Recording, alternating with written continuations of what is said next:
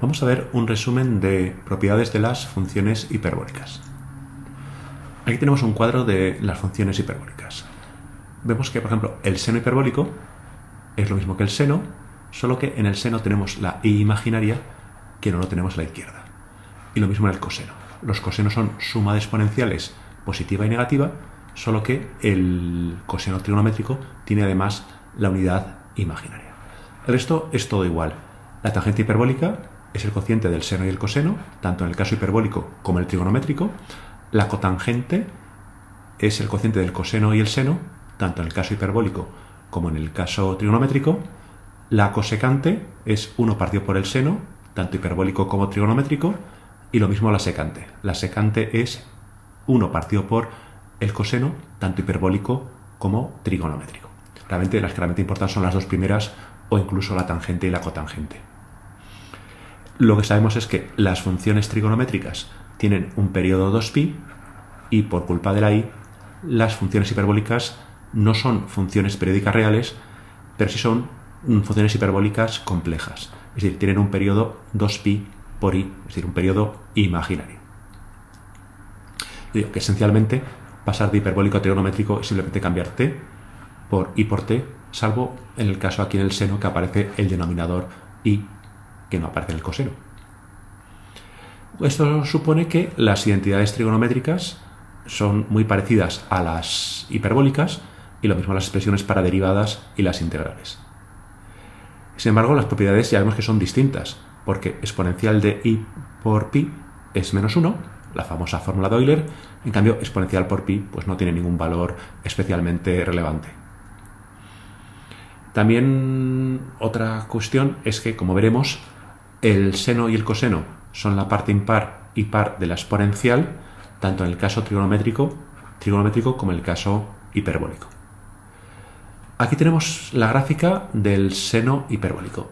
El seno hiperbólico es, como decía, una diferencia de exponenciales, y decía que por analogía con el seno trigonométrico. Como es una combinación de exponenciales, que son funciones de clase c infinito, es una función de clase c infinito. La relación que tenemos aquí, que es fácil, es simplemente cambiar t por i por t, y entonces la relación entre el seno y el seno hiperbólico es esta que tenemos aquí, que mencionaba anteriormente. Veremos que el seno hiperbólico se anula solamente en 0. Es decir, aquí es fácil de ver porque exponencial de 0 menos exponencial de 0 pues es 0. Y el seno hiperbólico se anula en 0. Que no se anule en otros sitios lo veremos.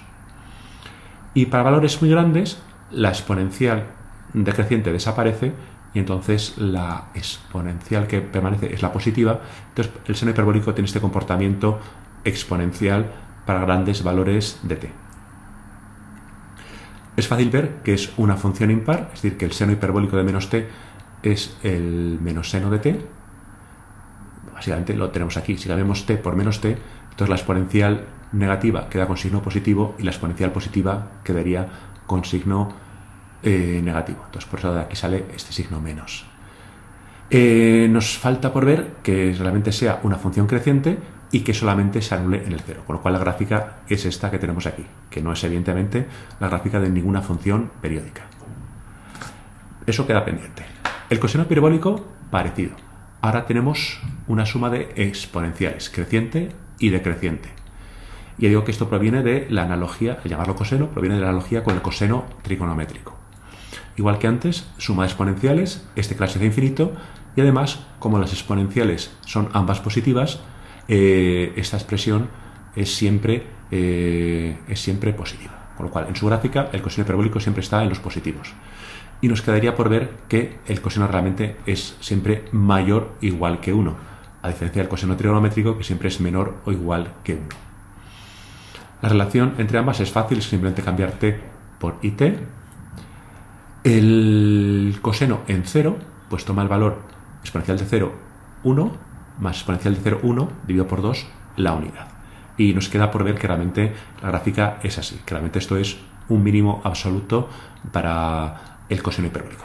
Igual que antes, para grandes valores de t, para valores asintóticos, esta exponencial tiende a 0 y solamente nos quedaría la exponencial. Es decir, que el coseno hiperbólico se comporta para grandes valores de la variable como una exponencial.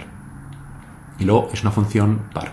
Si cambiamos t por menos t, lo único que estamos haciendo es cambiar el orden de esta suma y entonces nos queda la misma función. Es decir, que el coseno hiperbólico es una función par, al igual que el coseno trigonométrico.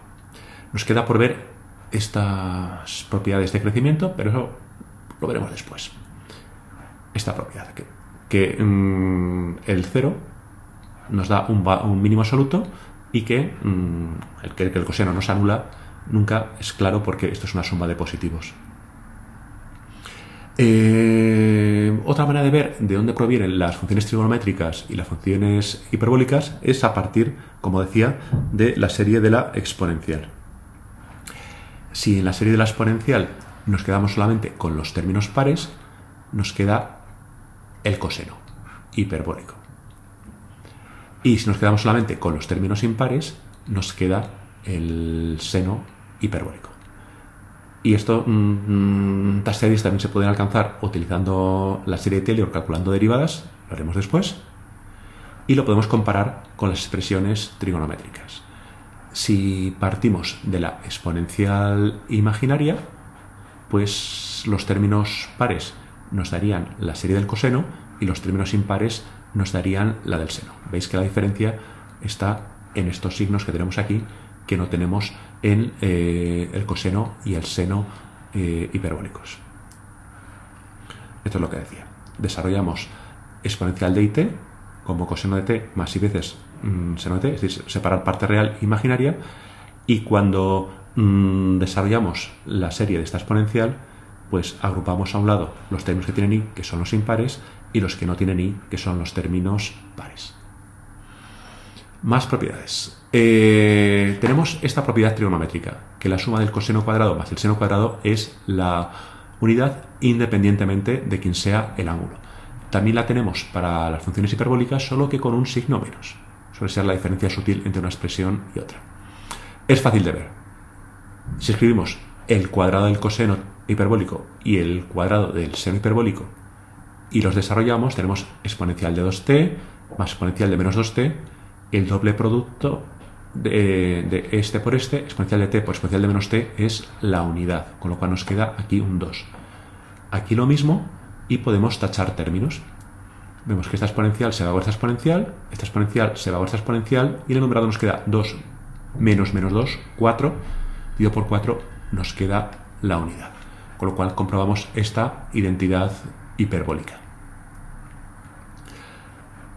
Argumentos dobles. Me resisto a llamarlos ángulos, porque no son ángulos. En el seno del ángulo doble trigonométrico tenemos que es 2 veces el seno por el coseno. Tenemos lo mismo en el caso del seno hiperbólico. Vamos a desarrollar esta expresión. Empezamos por la derecha. Es el producto del seno hiperbólico por el coseno hiperbólico.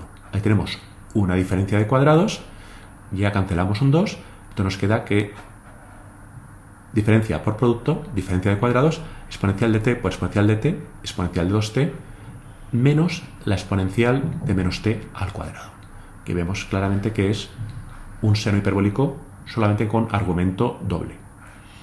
Y lo mismo podemos hacer con el coseno del argumento doble. Pensemos que el coseno del ángulo doble es la diferencia entre el coseno cuadrado y el seno cuadrado, que es una expresión que se utiliza mucho en integración. Ahí tenemos lo mismo, pero con signo más. Pues igual que antes, empezamos por la derecha, sumamos el coseno al cuadrado más el seno al cuadrado, desarrollamos esto, igual que antes, y ¿qué vemos aquí? En este caso se nos van el 2 con el menos 2, nos quedan dos exponenciales decrecientes, y al simplificar, pues nos queda esta expresión que simplemente es el coseno hiperbólico, pero con argumento 2t en vez de con argumento t, con lo cual esta ya está comprobada.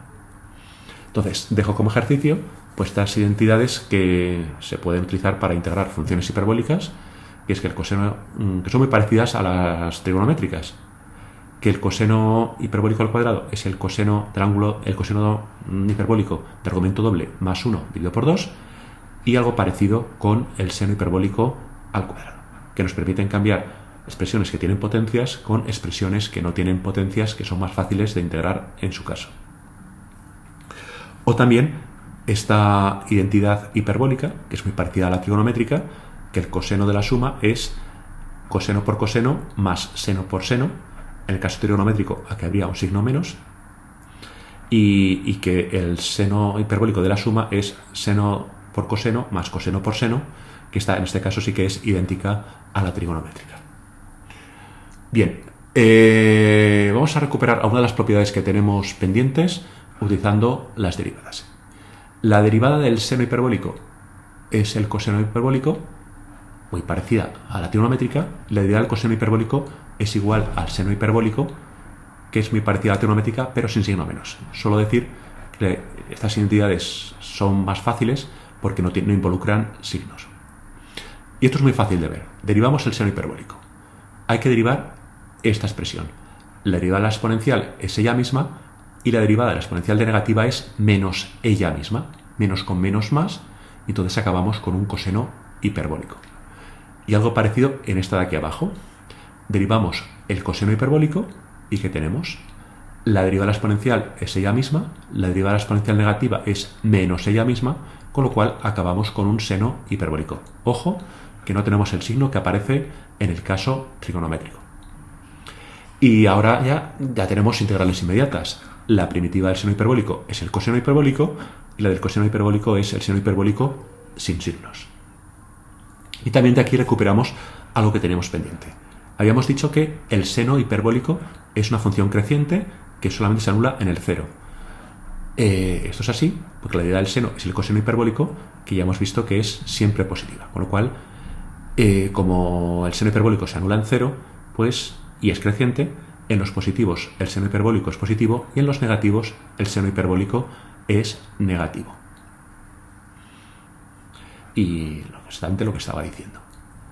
Y lo mismo con el coseno hiperbólico. El coseno hiperbólico tiene por derivada el seno hiperbólico. Bien, entonces, ¿qué tenemos? En los positivos el coseno hiperbólico es creciente porque su derivada es positiva, y en los negativos el coseno hiperbólico es decreciente porque su derivada es negativa. Tenemos esta situación de aquí. Entonces, decreciente en los negativos, creciente en los positivos, va a tener un extremo, un mínimo absoluto en el valor 0, que tiene un valor del coseno unidad. Menos importante, pero que las anteriores, son las propiedades de la tangente y de la cotangente. Pero estas ya se derivan directamente de que la tangente no es una función elemental, sino que es un cociente de seno y coseno. Bien, igual que antes, es una función de clase de infinito, ya que es un cociente de funciones de clase de infinito, y el denominador hemos visto que no se anula nunca. La relación, pues, es básicamente cambiar t por i por t. La tangente es periódica de periodo pi, con lo cual la tangente hiperbólica es periódica de periodo ipi, es decir, imaginario. La tangente hiperbólica solamente se anula en el cero, porque ya hemos visto que el seno hiperbólico se anula solamente en el cero. El coseno hiperbólico no se anula nunca. Esto es siempre positivo, con lo cual la tangente hiperbólica es negativa en los negativos, como el seno hiperbólico, y positiva en los positivos. O sea que su expresión sería de este estilo. Una función creciente, que solamente se anula en el cero.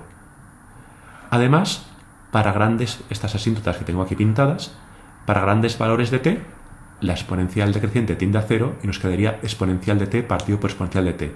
Es decir, nos quedaría la unidad. Es decir, para grandes valores de t, la tangente tiende al valor 1. Y lo mismo para los negativos. En los negativos, la exponencial tendería a 0 y nos quedaría solamente este cociente de exponenciales, que sería menos 1. Es decir, que la tangente hiperbólica proviene de valores muy próximos a menos 1, va creciendo hasta llegar al valor 0, los positivos es positiva y tiende, para grandes valores de t, al valor unidad.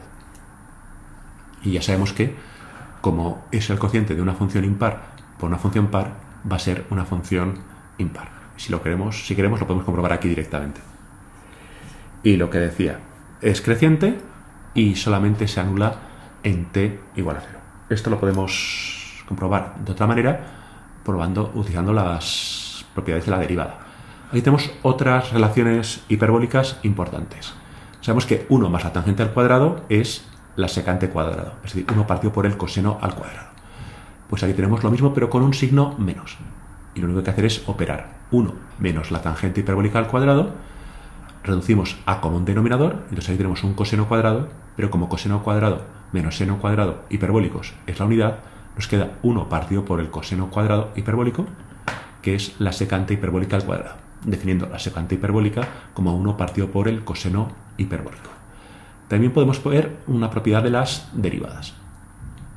En la propiedad de las derivadas, pues derivamos esta expresión, derivamos este cociente y que tenemos denominador al cuadrado, derivada del seno por el coseno menos el seno sin derivar por la derivada del coseno. Pero estas ya no las sabemos. La derivada del seno es el coseno, con lo cual tenemos coseno cuadrado, y la derivada del coseno es el seno, con lo cual tenemos seno cuadrado. Coseno cuadrado menos seno cuadrado hiperbólicos es la unidad, y recuperamos que la derivada de la tangente hiperbólica es la secante hiperbólica al cuadrado, que es algo parecido a lo que ocurre con la tangente trigonométrica. Y aquí, como vemos, esto siempre es positivo porque es un cuadrado, entonces de aquí ya sacamos claramente que la tangente hiperbólica es siempre creciente porque tiene derivada positiva. La integral de la tangente hiperbólica no se saca de aquí, pero sí que la podemos sacar de que el hecho de que la tangente hiperbólica es un cociente de seno por coseno, pero el seno es la derivada del coseno, con lo cual esta es una derivada logarítmica, es la derivada del logaritmo neperiano del coseno hiperbólico de t. Entonces, la primitiva de esto es neperiano de coseno hiperbólico de t, no le pongo valor absoluto porque el coseno hiperbólico siempre es positivo, más una constante. También tenemos fórmulas de argumento doble que son muy parecidas, un poco más complicadas, en el caso hiperbólico y en el caso trigonométrico. Simplemente es desarrollar esta expresión. La tangente hiperbólica de 2t será el cociente de estos seno y coseno hiperbólicos. La expresión del seno hiperbólico de argumento doble la tenemos aquí. La del coseno hiperbólico de argumento doble la tenemos aquí. Simplificamos esto dividiendo por coseno hiperbólico cuadrado.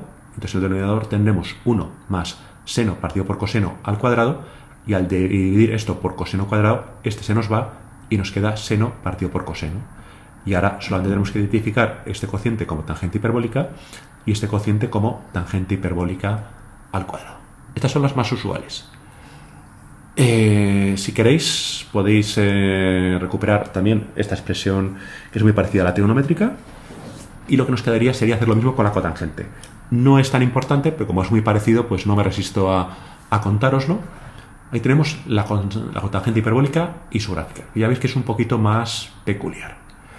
Es el cociente del coseno y el seno hiperbólicos, lo mismo que en el caso trigonométrico. Es de clase hacia infinito, salvo en los valores que anulan al denominador, que son t igual a 0, que es el valor en el que se anula el seno hiperbólico. Con lo cual, en t igual a 0 tenemos una asíntota vertical, porque esta expresión se nos va a infinito.